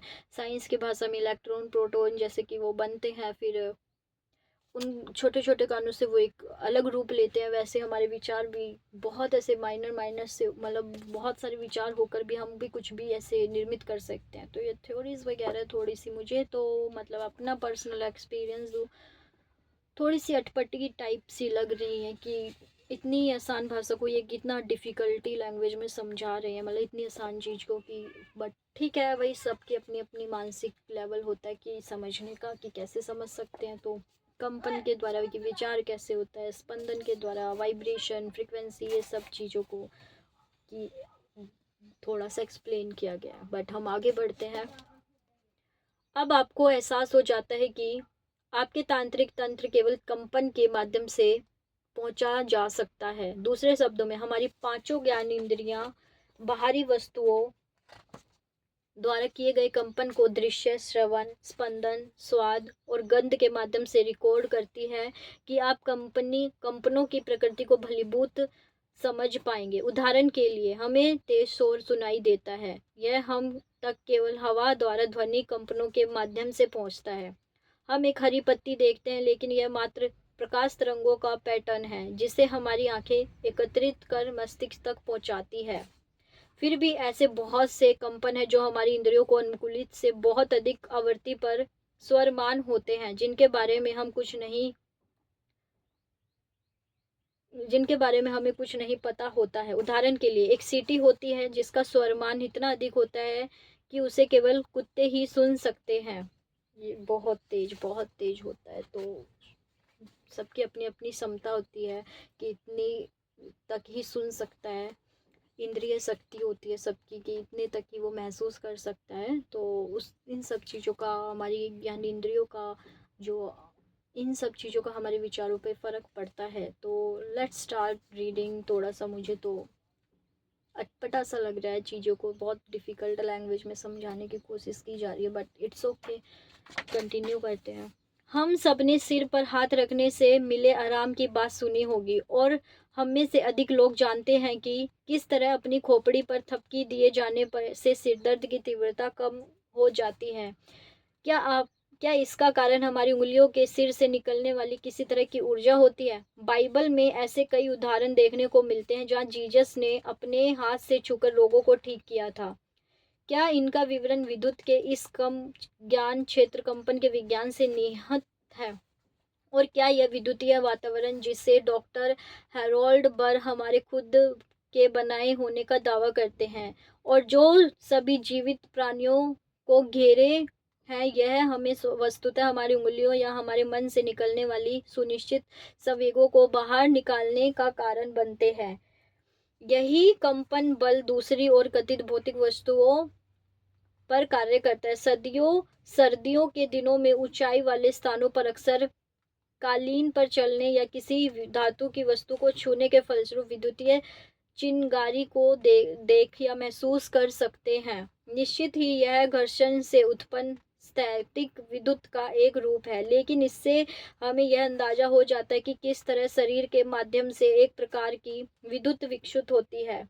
येल के अनुसंधानकर्ताओं के प्रयोगों से संबंधित तस्वीरों में से एक दर्शाती है कि यदि आप तर्जनी को गैल्वानोमीटर से जुड़े नमकीन पानी के कप में डुबाए तो हमारी सकारात्मक बाएं हाथ नकारात्मक दाएं हाथ के बीच 1.5 मिली वोल्ट की विद्युत प्रवाहित होगी। दूसरी तस्वीर में दोनों बीच की उंगलियां जिसमें से एक के छेर पर हल्की सी कटी हो, उन्हें आंशिक रूप से कप में डुबोया गया, लेकिन इस बार हाथों की ध्रुवीयता बदल गई। बाएं हाथ सकारात्मकता की जगह नकारात्मक और दायां हाथ सकारात्मक हो गया। यह विद्युत प्रवाह 20 मिलीमीटर वोल्ट्स तक हो गया है। जब मैं इन तस्वीरों को देख रहा था तो मुझे कई साल पहले फ्रांसीसी वैज्ञानिक डॉक्टर हिप्पोलाइट वेराडुक द्वारा तैयार किया गया उपकरण याद आ गया। इसे बायोमीटर के नाम से जाना जाता था। यस, यह गोलाकार कांच था जिसमें तांबे की सुई को रेशम के धागे की मदद से लगाया जाता था। इस सुई के नीचे लेकिन कांच के भीतर कार्डबोर्ड के गोलाकार टुकड़े पर डिग्री के निशान बने थे। ऐसे दो उपकरण साथ साथ रखे गए और ऑपरेटर दोनों हाथों की उंगलियों को गिलास में आधे इंच तक डुबोता था और अपने को कुशलतापूर्वक संतुलित सुई पर केंद्रित रखता था। अपनी मानसिक और विचारों की तीव्रता को बदलकर ऑपरेटर सुई की दिशा में संभावित परिवर्तन कर सका। कभी एक दिशा में तो कभी दूसरी दिशा में सुई के उनके बदलते विचारों की तरंगों का पालन करती थी। तो एक वन मोर एग्जाम्पल कि कैसे विचार से हम हमारी ये सारे इफेक्ट देखने को मिल रहे थे। यहाँ ऐसे ही सिद्धांतों को मूर्त करने वाला आसान प्रयोग बताता हूँ। तो थोड़ा सा आसान प्रयोग पे आते हैं। काफ़ी डिफ़िकल्ट प्रयोग पड़ गया मेरे लिए, तो काफ़ी डिफ़िकल्ट रहे। बाकी आप अपना कमेंट बॉक्स में बताइए कि आपको कैसा प्रयोग लगे। एक मध्यम भार वाला लगभग 3 इंच का चौकोर कागज लीजिए और उसे एक कोने से दूसरे कोने से मिलाकर तिरछा मोड़ दीजिए। इसके बाद इसे खोलिए और दूसरे कोने से तिरछा मोड़िए, जिससे एक बार एक दूसरे को कटती दो सिलवटें होनी चाहिए। कागज को फेर से खोलिए जिससे अब वह छोटे आंशिक रूप में चपेट पिरामिड जैसा दिखाई देता है। अब एक लंबी सुई ले और इसे कॉर्क के ऊपर भाग में इतना प्रवेश कराए कि वह कॉर्क के शीर्ष पर लगभग 1 इंच तक बाहर निकली रहे। एक पानी के उल्टे गिलास पर कॉर्क की सुई लगे भाग को ऊपर करके रख दे, जिससे कागज किसी भी और हिलाया जा सके, जिससे सुई की नोक भी घूम सके। इसके बाद कागज का टुकड़ा ले उसे उस स्थान पर रख दे जहां सुई की नोक की नीचे सिलवटें एक दूसरे को काटती हो और जहां से चारों दिशाओं में पिरामिड नीचे की ओर ढलान लेता हो। इस गिलास को कॉर्क सुई और कागज के को टेबल या डेस्क पर किसी ऐसे कक्ष में रखें जहां हवा के झोंके ना आते हो। किसी भी तरह के गर्म तरंगों और हवा के थपेड़ों की संभावना से बचने के लिए इसे हीट रजिस्टर या खिड़कियों से दूर रखें। अब अपने हाथ को अर्ध उंजली अवस्था में कागज के टुकड़े के पास लाएं। उंगलियों को लगभग आधा इंच दूर रखें, जिससे कागज स्वतंत्र रूप से घूम सके। अब इसे सुई की नोक पर घूमने का आदेश दें। पहले यह थोड़ा थरथराएगा, संभवतः शुरुआत में थोड़ा धीरे और एक दिशा दूसरे से दूसरे में घूमे। लेकिन यदि आपके हाथ स्थिर रहे और आप एक दिशा में दूसरे घुमाने पर ध्यान केंद्रित कर सके तो कागज सुई की नोक पर तब तक घूमता रहेगा जब तक यह काफी तेज नहीं हो जाता। यदि आप इसे मानसिक रूप से दिशा बदलने का आदेश देंगे तो यह जिस तरह से घूम रहा होगा रुक जाएगा और विपरीत दिशा में घूमना आरंभ कर देगा। निस्संदेह यह अनिवार्य है कि आप कागज की ओर श्वास को ना भरे और ना ही छोड़े। कागज के घूमने की कई स्पष्टीकरण दिए जा सकते हैं। तो ये एक प्रयोग दिया गया है, इस प्रयोग को आप कर सकते हैं। हथेली के कई स्पष्टीकरण पढ़ते हैं। हथेली के तप्त तरंगे किसी तरह शारीरिक क्रिया या ऐसे कुछ, यदि कागज एक ही दिशा में घूमता रहता तो कारण मान्य हो सकते थे, लेकिन एक व्यक्ति थोड़े से अभ्यास या आत्मविश्वास या एकाग्र चिंतन या अपनी सोच द्वारा कागज का ध्रुवीकरण बदलकर उसे पहले एक दिशा में और फिर दूसरी दिशा में घुमा सकते हैं। तो यह स्पष्ट हो जाता है कि यह सिद्धांत बायोमीटर के प्रयोगों का संचालन करने के ही समान है। यानी कि ये जो हमारे पहले के जो भी वेद उपन्यास में है ना कि ऐसे सोचते थे और हाथ में अस्त्र आ जाता था, तो सोच में बहुत पावर थी। ये तो हम अपने आप से इतना दूर हो गए हैं कि हम नहीं समझ पा रहे, हमें इतना मेहनत करनी पड़ रही है। नहीं तो हमारे सनातन धर्म में बहुत सारी ऐसी चीज़ें हैं कि ब्रह्मास्त्र होता था, हवन हवन वगैरह करके खीर को एक मतलब कि खीर को क्या कर देते थे, शक्ति दे देते थे, जिसको खाने से महिला गर्भवती हो जाती थी। तो ये जब आप हमारी थ्योरीज वगैरह रीड करते हो, मतलब हमारे वेद उपन्यास वगैरह रीड करते हो, तो ये चीज़ें और अच्छी तरीके से समझ में आने लगती है। तो यार यार पावर है हमारे विचारों में, हम कुछ भी कर सकते हैं। ऐसे ही एक और प्रयोग में डायलेट का उपयोग हुआ। कार्डबोर्ड, ये बहुत सारे छोटे छोटे एग्जाम्पल है, तो मैं इनको रीड ही करूँगी क्योंकि एट द एंड एक ही चीज़ को समझाया गया है। सारी थ्योरीज वगैरह में थोड़ी सी मुझे तो अटपटी लग रही है, तो कि विचार सबसे तेज है, विचार शक्तिशाली है, तो पढ़ ही लेते हैं एक बार, जल्दी जल्दी रीडिंग रहेगी इनकी। एक ऐसा ही प्रयोग डायलोट का उपयोग हुआ। कार्डबोर्ड के छोटे गोलाकार टुकड़े पर छड़ी घड़ी की प्रतिकृति जिसने 1 से 12 तक नंबर लिखे हैं, इसके अधिकांश रोजी क्रूशन डायलेट के नाम से जाना जाता है, जिसे इमार्क रोजी क्रूरियन, ये पता नहीं क्या लिखा, इसके मतलब कि जाना जाता है। इसके मध्य में पूरा ऐसे मतलब कि पूरा मतलब कि दिया हुआ था थोड़ा सा पैराग्राफ में। इसके मध्य में एक पैनी सुई प्रविष्ट की जाती है। इसकी सुई के ऊपरी पतले कार्डबोर्ड के तीर के अंतराल में टुकड़ा संतुलित किया, जैसे गोलाकार टुकड़े को भारी पानी में और इसे तरह रखा जाता है। सुई का निचला हिस्सा इसे डुबा रहे ऑपरेटर उस गिलास गोलाकार टुकड़े या तीर के स्तर पर अपना हाथ रखता है, तीर को घुमाते हुए अपनी स्थिति बदलने या इच्छित अवस्थाओं को अंक पर रुकने की आदेश देता है। फिर भी इन प्रयोगों में से सभी को संतोषजनक परिणाम नहीं होता है, क्योंकि हर व्यक्ति के मन की शक्ति, विचार, एकाग्रता, प्रक्षेपी प्रभाव अलग था। यदि हमारे हाथ और विशेष रूप से उंगलियों में से किसी तरह का विद्युतीय निकलती है, तो यदि हमारे विचार द्वारा गतिशील और चुंबकीय किसी भी तरह की कंपन उत्पन्न होती है, तो हमारे पास टेबल टिपिंग, स्वतः लेखन या प्लॉचेंट या आइजा बोर्ड या बहुत से अन्य माध्यम या रहस्यमय गतिविधियों को स्पष्टीकरण मिल जाता है कि इन सब चीज़ों का कैसे निर्माण हुआ। डॉक्टर फिलिप्स थॉमस, एक और आ गई, डॉक्टर फिलिप्स थॉमस सन 1937 इलेक्ट्रॉनिक कंपनी में अनुसंधान इंजीनियर में अमेरिकी इलेक्ट्रॉनिक इंस्टीट्यूट के 18 अधिवेशन में कहा, हमें पक्का विश्वास है कि हम जो भी कुछ भी करते, कहते या सोचते हैं, वह किसी तरह के रेडिएशन द्वारा ही संपादित किया जाता है। हम सोचते हैं कि यह रेडिएशन विद्युत है। निकट भविष्य में हमें विद्युतीय तरंगों के माध्यम से विचारों और व्यक्तित्व के रेडिएशन को पकड़ने और व्याख्या करने में सक्षम हो सकेंगे। तो कैसे हम इन चीज़ों को और समझ सकते हैं, तो इसका और ज़्यादा हमें अभी भविष्य में देखने को मिल सकता है और मिल भी रहा है। ये तो 90s की बातें हो रही हैं इन सब में कि लोगों ने कैसे, अब तो बहुत ज़्यादा क्लैरिटी आ गई है इन सब चीज़ों को लेके। क्योंकि मेरे कुछ पाठक संभवतः विचारों के रेडिएशन को अच्छी तरह नहीं समझते, और इसका प्रयोग एक सरल स्पष्टीकरण देता हूँ। एक कंकड़ को जैसे कि तालाब में डाला जाता है, उससे छोटी तरंगों की श्रृंखला या छोटी गहरी लहरें उठती है और पानी की सतह पर गोलाकार में फैल जाती है और आखिरकार तट तक पहुंचकर समाप्त होती दिखाई देती है। कंकड़ जितना बड़ा होगा, लहरें भी उतनी ही ऊपर उठेगी। दो भिन्न आकार या वजन वाले पत्थर को दो अलग लेकिन निकट स्थानों पर एक साथ फेंका जाए तो दोनों तरंगों की श्रृंखला उठेगी, दोनों से तरंगों की श्रृंखला उठेगी, एक दूसरे से मिल जाएगी। इन दोनों समूह के मिल जाने पर वह टकराव सा दिखाई होगा, जिसमें से एक दूसरे पर हावी और उस पर गुजर जाए।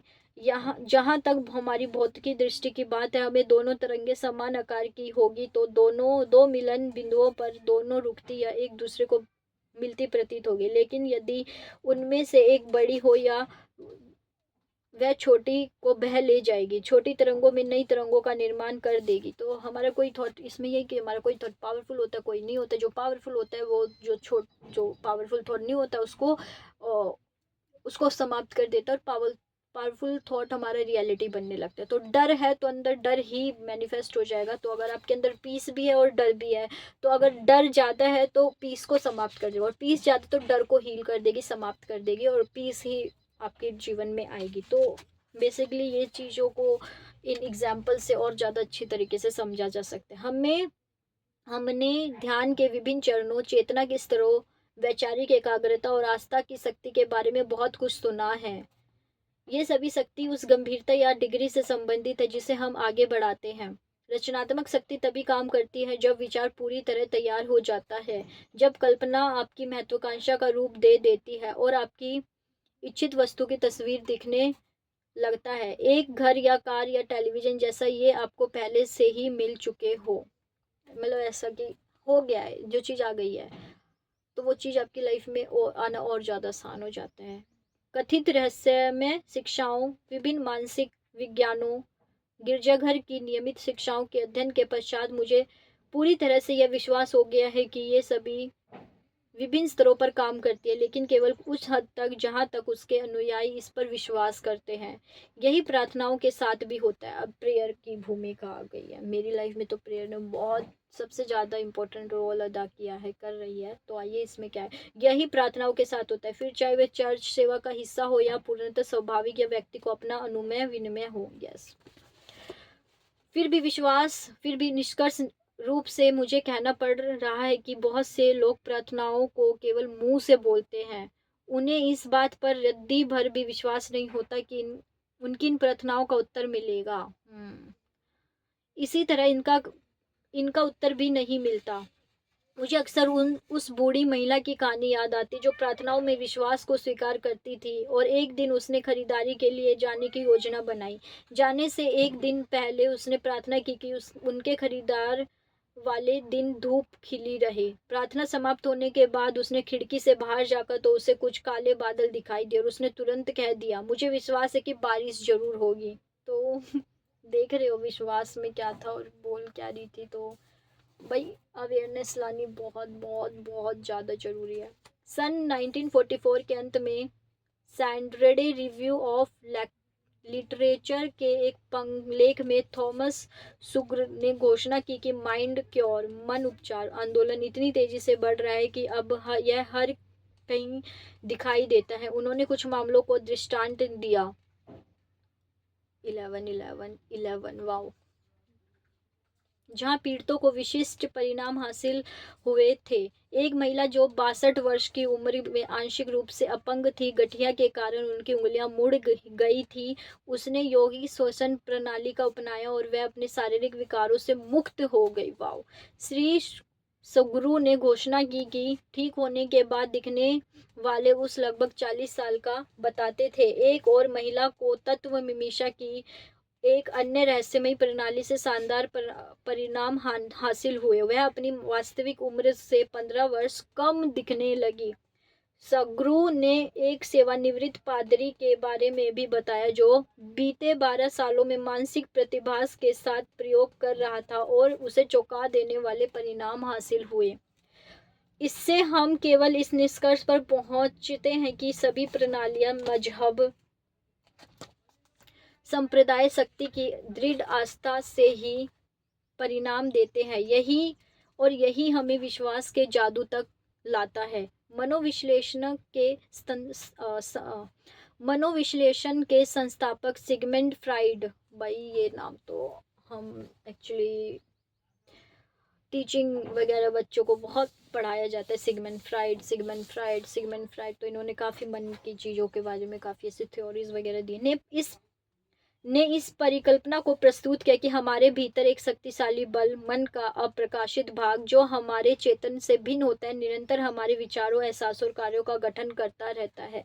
तो लोग थ्योरी वगैरह इतना डीपली ऐसे ऐसे दे देते हैं कि लोगों के लिए समझना। मैंने इन सिगमंड फ्राइड की थ्योरीज वगैरह रीड की हुई है, तो इस लाइन को यहाँ लिखा गया है, बट उसमें उन चीज़ों में देखा जाए तो विचारों की शक्ति को समझने में काफ़ी, मतलब समझ ही नहीं आती ऊपर ऊपर से पढ़ने में। ये तो मुझे पता है, तभी मैं समझ पा रही हूँ कि उस बुक में भी है, बट जिसको नहीं पता है काफ़ी मुश्किल से लोग जुड़ पाते हैं। तो अगर आप भी नहीं जुड़ पाए तो यही कारण है कि आपके सामने वो चीज़ें अभी तक आई नहीं है, या आपके मन में वो अभी भाव आया ही नहीं है कि आप इन चीज़ों को समझ पाए। तो बस लगे रहिए, किसी न किसी दिन आपको समझ आने लगेगी पूरी की पूरी चीज़ें। निरंतर हमारे विचार, एहसास और कार्यों का गठन करता रहता है। यह कथित भौतिक पदार्थ का अंग नहीं है जैसा हम मस्तिष्क को मानते हैं। विज्ञान मानव शरीर में इसकी वास्तविक स्थिति को नहीं खोज पाया है। इसके बावजूद यह वही है और शुरुआत से ही मनुष्य इसके होने का पता है। पुराने लोग अक्सर इसे आत्मा बताते थे। पैरासेलस ने इसे इच्छा शक्ति कहा, बल्कि सब इसे मस्तिष्क से संबंधित मन कहते हैं। कुछ लोगों ने इसे चेतना बताया, जो हमारे भीतर की स्थिर मंद आवाज है। बाकियों ने इसे हमारे मानसिक अस्तित्व एवं आत्मा की विभक्त कहा और कुछ तत्वमीमांसा शिक्षकों ने दावा किया कि यह स्नायु गुच्छ से अवस्थित है। बाकी सब ने इसे सर्वोच्च अहम, आंतरिक शक्ति, सर्वोच्च चेतना, अचैतन्य, अवचेतन तथा अन्य कई नामों से पुकारा। आप किस नाम से जानते हो? आप बताइए। आपने power of subconscious mind, manifestation, law of attraction किस नाम से जानते, बताइए। इसके बाद भी कुछ लोगों ने दावा किया कि यह सर्वोच्च बुद्धिमत्ता का हिस्सा है जिससे हम सभी जुड़े हुए हैं। अंततः इसे सार्वभौमिक मन का नाम दिया, जो मनुष्य के साथ ही पेड़ पौधों और पशुओं जैसे सभी जीवित प्राणियों में समाविष्ट है। तो सबने अपनी अपनी चेतना के अनुसार, मन के विचार के अनुसार इसको समझा है। तो मैं तो इसको power of mind, manifestations, power of subconscious mind, अवचेतन मन की शक्ति, इन रूपों में जानती हूँ। लॉ ऑफ अट्रैक्शन या सेल्फ लव वगैरह, इन सब चीज़ों से, इन सब चीज़ों को बहुत अच्छे से समझती हूँ। आप बताइए, आप किन चीज़ों से समझते हैं? हम चाहे इसे जिस नाम से पुकारे, मैं इसे अवचेतन कहता हूँ, तो लेखक ने भी अवचेतन कहा है। इसे इसे जीवन के सार के रूप में पहचानना चाहिए। इसकी शक्ति की सीमा अज्ञात है। यह कभी नहीं सोता नहीं, यह बेहद मुश्किल समय में हमारी सहायता करता है। यह हमें नज़दीकी खतरों से आगाह करता है। यह अक्सर हमें ऐसे कार्य करने में सहायता करता है जो असंभव लगते हैं। यह कई तरह से हमारा मार्गदर्शन करता है और यदि उचित ढंग से उपयोग किया जाए तो कथित चमत्कार भी करता है। यह तत्व भाव से वह सब करता है जो कहा गया है, यानी जब चेतन मन इसे निर्देशित देता है और विनती करता है तो यह प्रमुख रूप से इसकी अपनी पहल पर कार्य करता है। हालांकि कभी कभी ऐसा भी होता है कि जब इसके कार्य बाहरी प्रभावों का परिणाम प्रतीत होते हैं। तो भाई अभी और सिंपल भाषा में आ रहे, तो अब मेरा इंटरेस्ट दोबारा बनने लगा। सर ऑर्थर एडिक्शन की उक्ति है, मेरा विश्वास है कि मन के पास अणुओं के समूह, कितना डिफिकल्ट लैंग्वेज में समझाया भाई इस ऑर्थर ने फिर से, बल्कि आणविक व्यवहारों की असमानता को प्रभावित करने की शक्ति है और संसार क्रम में भौतिक नियमों से पूर्व निर्धारित नहीं होती है, बल्कि मनुष्य के अनुचित संकल्प द्वारा संभवतः बदला भी जा सकता है। एक बार पूरी तरह समझ आ जाने पर यह विचार विस्मयकारी हो जाता है। इसे विद्युतीय और कंपन सिद्धांतों के आलोक में अधिक आसानी से समझाया जा सकता है। इस विषय को प्रत्येक छात्र जानता है कि अवचेतन मन के साथ सीधा संबंध स्थापित हो जाने के बाद क्या हासिल किया जा सकता है। संसार में हजारों लोगों ने इसके उपयोग से धन, शक्ति, यश के साथ साथ शारीरिक व्यथाओं का उपचार प्राप्त करने के साथ ही अनगणित मानवीय समस्याओं को भी सुलझाया और इस शक्ति का उपयोग भी आप भी उपयोग कर सकते हैं। इसके लिए आपको सिर्फ यह कदम उठाना है कि शक्ति पर विश्वास करें। विश्वास, इन्होंने द मैजिक ऑफ बिलीविंग, इस बुक का ही नाम है, तो विश्वास इम्पोर्टेंट है। विश्वास करो, इस पुस्तक को आगे बताई गई तकनीकों का उपयोग करें। इसकी जगह अपनी खुद की प्रणाली पर विचार करें जो आपके लिए काम कर सके। तो बैठो, अपने साथ आंखें बंद करो, देखो आप इस चीज़ में क्या चाहते हो, आपको कैसे समझ में आया और क्या क्या भरा हुआ है, क्या क्या अवेयरनेस लाओ। और आगे भी बताया गया इस बुक में, कुछ चीज़ें दिक्कत दे रही है तो आगे उसकी सॉल्यूशन मिल जाएगा। 1920 के दशक में डोना स्लिथ के देहाती लोगों के पर्यवेक्षण पर लिखे श्रृंखलाबद्ध स्तंभ अखबार के पाठकों के बीच प्रसिद्ध है। उन्होंने एक बार मुझे बताया कि अवचेतन मन को अपने सबसे बड़े सहायकों के रूप में एक मानते हैं, जो न केवल विचार प्रदान करते हैं बल्कि उन्हें खोए हुए संसाधनों या अन्य लेखों में भी मदद देते हैं। श्री स्लिथ उस शहरों कब्जों से दूर पहाड़ पर रहते थे जहाँ वे एक स्तंभकार व किसान के रूप में कार्य करते थे। उन्होंने इस विषय का विशद अध्ययन किया था और हमें अक्सर पत्रों द्वारा विचारों पर चर्चा किया करते थे। अवचेतन मन, यह बहुत शानदार चीज, श्री स्लीथ ने कहा। जैसा मेरा जीवन है, मुझे नहीं पता अधिक से अधिक लोग इसे सीखना या उपयोग करना क्यों नहीं चाहते। मुझे नहीं पता कि कितनी हजार बार इसने मेरी समस्याओं को सुलझाया और मेरी मदद की है। मेरे दिमाग में फीचर लिखने संबंधी विचार अक्सर उस समय आए जहाँ मैं खूंटे खोदने जैसे छोटे कामों में व्यस्त होता था, और जहाँ तक खोए औजार ढूंढने की बात है, ये सबसे आगे है। आप जानते ही होंगे, कोई भी चीज़ खोती नहीं है, बस गलत जगह रख दी होती है। इसे खोजने की सबसे सही जगह वह है जहाँ आपने इसे रखा या छोड़ा था।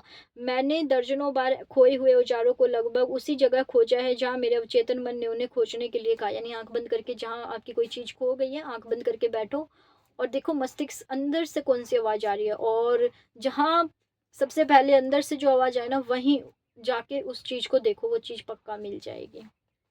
मन शांत होना बहुत ज़रूरी है। जब मन शांत रखोगे तो बहुत ईज़ी होने लगती है चीज़ें।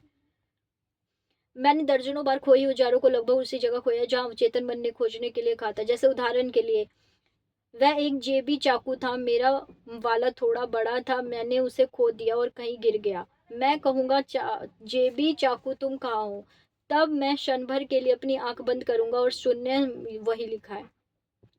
टीकाकार शून्य में टिककर, यानी पूरा ऐसे शांत होकर अपने अंदर टिकाकर लगाकर घूरता रहूंगा। उत्तर हमेशा फौरन नहीं मिलता, लेकिन जब मिलता है तो एक झटके में मिलता है। मिल भी सकता है जल्दी, या थोड़ा सा आपको बैठे भी रहा जा सकता है। जहाँ वह चाकू वास्तव में यह हमेशा काम करता है, बल्कि कुल्हाड़ी झटके में नहीं, मुझे उसे सही जगह ले जाएगा जहाँ चाकू है। बल्कि कुल्हाड़ी, रेक, ऐसे अन्य औजार पर भी जहाँ मैं हमेशा रखकर भूल जाता हूँ। आपको पता ही होगा कि मैं अखबार वाले अधिक सुव्यवस्थित नहीं होते, तो थोड़ा सा अपना ही वो बताया। आगे बढ़ते हम।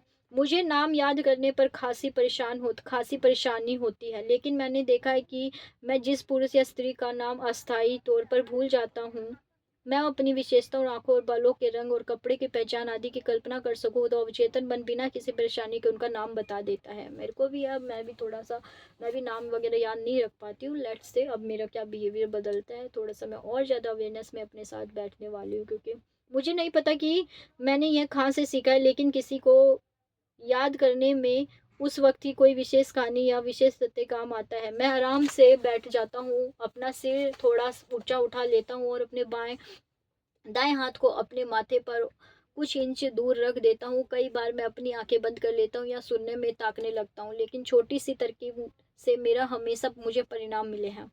हमेशा याद रखें, आविष्कार, महान संगीत रचनाएं, कविताएं, काल्पनिक कहानियां, मौलिक उपलब्धियों से संबंधित विचार अवचेतन में ही आते हैं।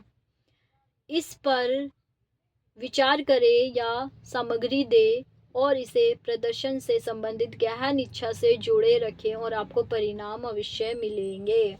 पुरानी कहावत है, एक बार जब हम बुनाई आरंभ कर देते हैं तो उसकी सभी गड़बड़ियों को ईश्वर सुलझाते हैं, और यह बिल्कुल सच है। जब आप इस शक्ति की सहायता से कार्य करने लगते हैं तो सभी टुकड़े अपने आप इस तरह सही जगह जुड़ने लगते हैं जैसे उन्हें किसी जादुई हाथ में छू दिया हो। निश्चित रूप से परिणाम बेहद अद्भुत ढंग से प्राप्त होते हैं। जैसा ही किसी वस्तु को पाने की इच्छा उत्पन्न होगी, वही ये उत्पन्न हो जाएंगे। देखने में जो संयोग प्रतीत होते हैं वास्तव में कतई संयोग नहीं होते, बल्कि उस प्रारूप का फल होते जिनकी शुरुआत आपने खुद बुनकर की थी। मुझे पूरा विश्वास है कि हजारों स्त्री पुरुषों ने जो महान ऊंचाइयों तक पहुंचे और शानदार परिणाम हासिल किए हैं, जबकि वे अवचेतन मन के बारे में कुछ नहीं जानते, ना ही उन्हें यह पता है, उन्होंने इसी शक्ति से सब कुछ हासिल किया। यानी कि किसी को इनके नाम की नॉलेज है कि इसको इसको ये शक्ति कहते, किसी को नहीं पता है, बट फिर भी वो इतना पॉजिटिव होते हैं अपने अंदर से कि करना है तो करना है, और वो कर लेते हैं। तो सारी चीज इससे ही होती है एट द एंड, अवचेतन मन की शक्ति से ही। कुछ इसका नाम जानते, कुछ नहीं जानते हैं।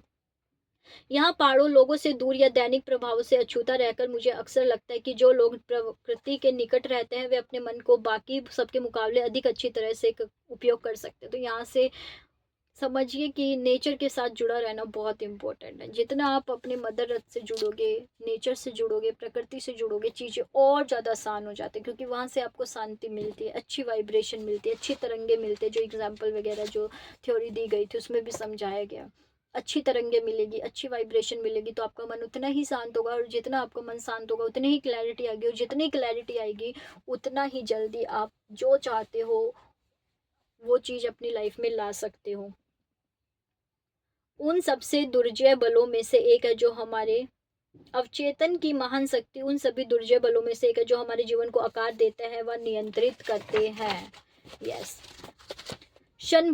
लास्ट क्षण भर को अचानक आया विचार जन्म के साथ ही मर जाता है, हालांकि बाद में यह संचयी शक्ति के तौर पर प्रकट होता है। लेकिन जो बल अवचेतन मन की महान प्रणाली को खेल में लाती है वे सतत विचार है, या जैसा मैंने पहले बताया एक स्थिर मानसिक तस्वीर है। अवचेतन मन को सक्रिय करने के लिए चेतन विचारों की कंपन की गति बढ़ने के लिए बहुत से तरीके मौजूद हैं। हालांकि कई बार सिर्फ एक उक्ति, एक क्षणिक झलक और एक व्यक्ति से दूसरे व्यक्ति तक पहुंचे एक दो शब्द अवचेतन मन को फौरन सक्रिय कर देते हैं।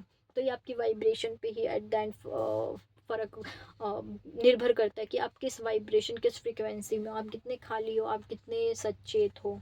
नहीं हो तो लोगों की छोटी छोटी बात आपको क्विकली इफेक्ट कर देगी और वो चीज़ आने लगेगी। तो अपने आप से जुड़ना बहुत ज़रूरी है। यह कोई आफत भरा खतरा, बेहद विपत्ति का क्षण या अत्यधिक तनाव का काल हो सकता है, जहां ये व्यक्ति को तुरंत कार्रवाई की आवश्यकता को देकर फौरन मुकाबला करने के लिए तैयार करता है। अवचेतन अवचेतन उनकी भी सहायता करता है जिन्हें फौरन लगभग किसी तभी फैसले लेने की आदत होती है, और यह उस समय कार्य करने लगता है जब आप अपने अवचेतन मन को विविध विचारों से टकराव को दूर कर चुके होते हैं। मौन में जाना इसे प्रकट करने की एक अच्छा तरीका है। तो sit with silence, sit with your self, आंखें बंद, अपने आप में फोकस, फील द साइलेंस, ये चीज़ आपको बहुत हेल्प करेगी। डॉन जुआन ने कार्लोस कास्तेदा से कहा था, कितने अजीब अजीब नाम है यार, कि मन का निरंतर, सॉरी अगर कोई फॉरेनर इसको सुन रहा है और वो बुरा मत मानना क्योंकि मेरी प्रोनाउंसिएशन में नहीं आ पा रही, दैट्स वाई मैं कह रही हूँ कितने अजीब है। मन का निरंतर बोलते रहना वह सबसे बड़ी बाधा है जो उच्चतर मार्गदर्शन तक नहीं पहुंचने देते। अवचेतन मन को वास्तविक उपयोग में लाने का संभवतः सबसे प्रभावशाली तरीका इसकी मानसिक तस्वीर बनाना यानी इमेज क्रिएट करना है कि व्हाट यू वांट। अपनी कल्पना का उपयोग कर उस वस्तु या जैसे हालात आप चाहते हो उसके भौतिक प्रारूप की एक निर्देश तस्वीर बनाए। आमतौर पर इसे मानस दर्शन, विजुअलाइजेशन कहा जाता है।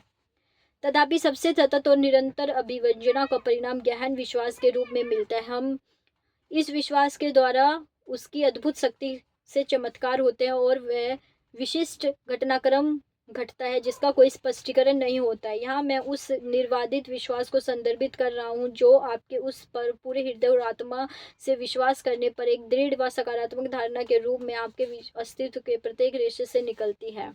ऐसी भावनाओं का दौर, आध्यात्मिक बल, किसी प्रकार की विद्युतीय कंपन, आप जो चाहे वो कह सकते हैं, लेकिन यही वह बल है जो अप्रतिम परिणाम प्रदान करता है, आकर्षण के नियम को प्रचालित करता है, वही लॉ ऑफ अट्रैक्शन के नियम को, और विषय से संबंधित विचारों को सतत बनाए रखता है। विश्वास मन की गति व विचार व आवृत्ति को बदल देता है। एक चुंबकीय शक्ति, एक विशाल चुंबक की भांति यह अवचेतन मन को कार्यशील करता है, जिससे आपको संपूर्ण ऑरा परिवर्तित हो जाता है और आपकी सभी चीज़ों को प्रभावित करता है, जिसमें सुदूर स्थित लोग, वस्तुएं भी शामिल होती है। यह आपके जीवन के व्यक्तिगत परिवेश में ऐसे परिणाम लाता है जो चौंका देने वाले होते हैं, ऐसे परिणाम जिससे सच होने का आपके कभी सपना भी नहीं देखा होगा। बाइबल में विश्वास से जुड़े अनगिनत संदर्भ मिलते हैं।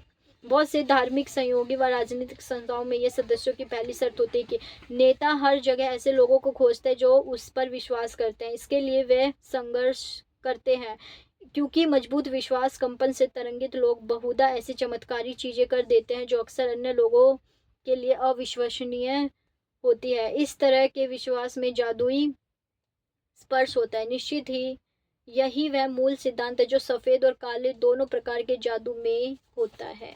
तो अच्छी पावर के लिए आप यूज़ कर रहे हो या ब्लैक मैजिक के लिए, कैसी भी बुरी चीज़ के लिए कर रहे हो, हर जगह हमारी अवचेतन मन की शक्ति काम कर रही है। जो आप सोचोगे आप वैसा बन जाओगे, जो आप सोचते हो आप जैसे अंदर से होते हो वैसा आप चीज़ों को बनने लगते हो। मैं एक बार और आपको रिमाइंड करवाती हूँ, इस चीज़ को और ईजी लैंग्वेज में समझने के लिए मैंने दैनिक प्रेरणा की प्लेलिस्ट बनाई हुई है।